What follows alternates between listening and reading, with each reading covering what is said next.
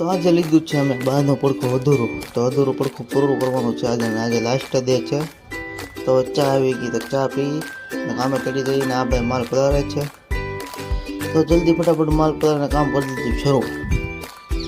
આ ભાઈ મારે છે ડટ્ટો. આ જો આ ઉપરથી આ ભાઈ આવું દેખાય છે આ ભાઈનું કામ. તો હવે અમારું કામ થઈ ગયું છે પૂરું. ને આ ભાઈ લેવા સિકંજી કે છેલ્લો દિવસ તમને 2 ગ્લાસ પાઈ દઉં. એ ભાઈ 2 ગ્લાસ સિકંજી પાયું છે અમને. પછી કે ચાય પાઈ દઉં કે છેલ્લો દિવસ તો તમને એ કે આવી. તો પછી અમે ચા પીધી. ચા પીને જવા અમારું કામ પૂરું થઈ ગયું.